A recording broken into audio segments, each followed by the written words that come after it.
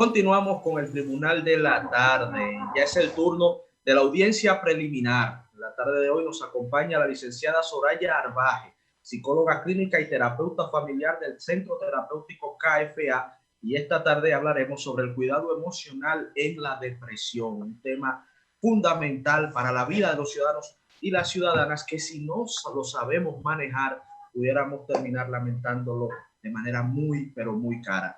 Muy buenas tardes, doña Soraya, bienvenida al Tribunal de la Tarde. Muy buenas tardes a todos ustedes, equipo, y a la audiencia que nos está viendo en este momento. Para mí un gran placer siempre venir a este programa, así que muchísimas gracias por la invitación. Gracias a usted. Y de inmediato, bueno, vamos a abordar el tema en cuestión. La depresión es siempre un asunto que uno trata hasta con cierto temor, ¿verdad? No se habla mucho del asunto, pero resulta que es muy relevante, es muy importante. Lo hemos tratado en el Tribunal de la Tarde en otras aristas. Y nos gustaría iniciar con la pregunta de cómo es esto del cuidado emocional en alguien que vemos que tiene estos síntomas de depresión, cómo debemos actuar, de qué se trata este cuidado y cómo debe funcionar. Sí, bueno, como todos sabemos, la depresión es un trastorno mental que requiere mucho cuidado y atención, porque como usted muy bien decía, un mal manejo puede llevar a un lamentable suicidio o a consecuencias fatales. Entonces, la depresión tiene muchos signos que nos van diciendo cuáles son las características que la persona manifiesta al momento de comenzarse a sentir deprimida.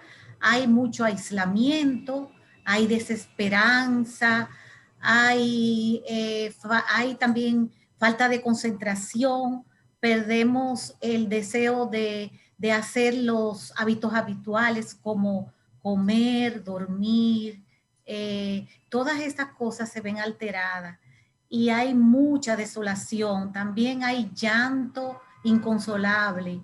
Y estas son algunas de las características que presenta una persona deprimida. Hay otras más, pero estas serían las principales.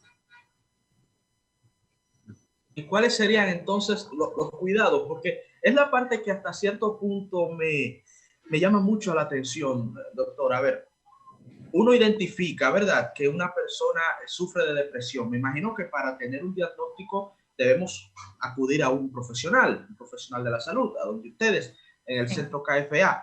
Bueno, luego de que tenemos ese diagnóstico, ¿cuáles son esos cuidados? ¿Son cuidados que van acompañados de un profesional también o son cuidados que podemos tomar nosotros desde el hogar?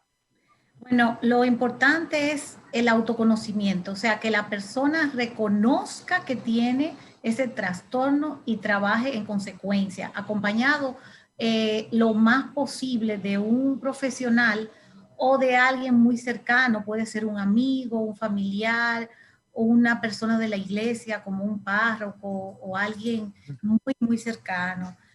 Lo importante es exteriorizar, decir cuáles son las cosas que le están preocupando, porque normalmente las causas de la depresión son multifactorial, o sea, hay causas psicológicas, ambientales, hay hasta en algunos casos desórdenes hormonales, en algunos casos también la depresión puede ser genética. Entonces, como hay una multiplicidad de factores que pueden incidir para que se presente la depresión, es importante que la persona reconozca que está en ese estado para ser ayudado o atendido por un profesional o alguna de las personas que ya le mencioné.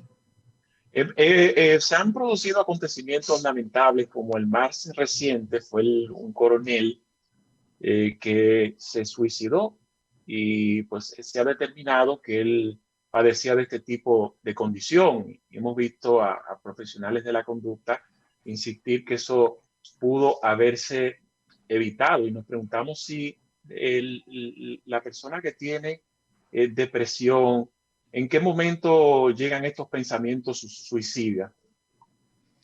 Bueno, como hay mucha desolación, mucha desesperanza, hay muchos pensamientos negativos.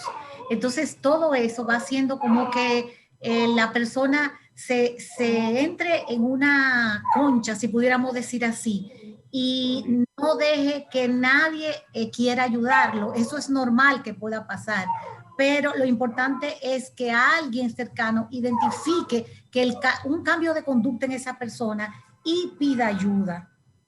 O sea que sí, no sé si en este caso este militar estaba siendo atendido por algún psiquiatra, psicólogo, pero normalmente esas personas se ven muy abrumadas, no tienen manera de tomar decisiones en determinados casos y al final pues hay una desesperación y terminan en un Okay. suicidio. Y ese tipo de persona, cuando es depresiva, sus estados de ánimo cambian constantemente o no es siempre. Sí, hay un comportamiento cambiante. Y como le decía, si la persona tiene esos cambios de conducta, que deja de hacer lo habitual, se le va el apetito, no quiere dormir o no puede dormir, viene el insomnio, no quiere ir al trabajo, todo eso son señas de que la depresión está en camino, porque la persona pierde interés por todo. Sí, licenciada, la persona que está sufriendo de depresión, o sea, cuando la propia depresión lo lleva a un estado que pueda llevar a suicidarse o a intentar matar a alguien, o sea, ya un estado ya crónico. ¿Esto pudiera tomar mucho tiempo, licenciada, tomar mucho tiempo? ¿O hay personas que hacen este episodio en corto tiempo después de tener el padecimiento? Eso va a depender de la persona. La depresión puede durar días, semanas y hasta meses. Todo va a depender de la cronicidad que tenga o de qué tan afectado esté por ese trastorno. Entonces, usted me pregunta si esa persona ya llega al punto de que quiera suicidarse. Bueno, lo que pasa es que hay personas, el suicidio puede prevenirse y normalmente en la persona depresiva hay un silencio. La persona se queda como hermética en algunos casos, no en todo, y no quiere conversar. Entonces el primer paso es sacar, conversar, cómo se siente, qué le está pasando. Entonces, si se abre a una buena comunicación, es muy difícil que pueda llegar a la patología del suicidio. Porque a comenzar a trabajar. Ahora, no todo el mundo que entra en depresión tiene esa apertura o puede decir, voy a resolver mi situación o yendo a un terapeuta o conversando con mi esposo, con mi mejor amigo o amiga. Entonces, si se encierra en ese círculo, pueden seguir los pensamientos negativos y persistir. Sí. A eso iba, Soraya, ¿qué es lo ideal para este tipo de personas? Porque muchas veces son situaciones que la familia lo suele mantener de forma pues, hermética, en secreto, probablemente solo tenga acceso a alguien muy cercano a él. Lo ideal en una persona con este tipo de condición es comunicarlo a su entorno, Sí, de yo amigos, pienso que familiares. sí, yo pienso que sí. Que sobre todo las personas, los amigos y los familiares más cercanos deben saber, porque ellos van a demostrar ese estado de ánimo, sus emociones y eso, y si tú lo conoces o lo conocías en otro estado, va a notar rápidamente que su conducta ha cambiado. Entonces eso obedece a que está pasando por un trastorno de depresión. Sí, Y qué debe hacer la persona cercana, en este caso, sin una persona que no sea que no es un Bueno, profesional de la conducta, que simplemente tiene algún tipo de amistad, cómo manejarse sabiendo que está tratando con una persona que tiene este tipo de condición? Bueno, yo diría que lo principal es la apertura, o sea, reconocer el estado emocional por la que la persona está pasando, porque muchas veces caemos en el error de decir, anímate, tú vas a salir de eso, pero hay que ponerse en el pantalón de la persona que lo está padeciendo y tratar de entender por las emociones que está pasando, porque hay muchos sentimientos, sobre todo mucho pensamiento negativo y de yo no puedo, yo no voy a salir de esta depresión. Entonces, como acompañarlo en ese proceso, dejándolo que exteriorice todo lo que siente y pues tratando de ayudarlo de la medida que se pueda. En ese caso, por ejemplo, el ejercicio podría ser un buen componente, o sea, que la persona trate de caminar, si no todos los días, 3 veces a la semana, trate de comer saludable, de recrearse viendo una buena película, en fin, porque si se encierra en el mismo círculo de pensamientos negativos, pues es muy difícil que aunque quiera pueda salir. Sí, Entonces, es importante que vaya incorporándose a su vida cotidiana, porque acuérdense que una de las características es que no quieren ir al trabajo, no quieren comer, duermen mal, entonces todo eso va descontrolando la parte física y biológica del organismo. sí, licenciada, hay un aspecto que yo quiero que usted nos explique. Hay posibilidades de que una persona esté depresiva y que no lo manifieste, o sea, una persona no lo puede saber y que él tampoco lo reconozca, esté enterado. ¿Es posible esto? Bueno, sí es posible que lo esté padeciendo y no reconozca que está deprimido, pero si normalmente la persona cambia su comportamiento, normalmente busca ayuda, ya sea con un amigo conversando, mira, me está pasando esto y esto, estoy presentando X situación, no sé manejarla. Entonces, lo importante es conversar, que yo no me siento como siempre, yo me siento rara, yo me siento desanimada, yo no quiero ir al trabajo. Por ejemplo, los hijos llegan y no le pregunto cómo le fue en la escuela. En fin, o sea, si yo no reconozco que tengo un cambio de comportamiento, alguien que viva conmigo debe decírmelo. Pero en la mayoría de los casos la persona sí lo siente, aunque no sepa identificar que es un trastorno de depresión por el que está pasando.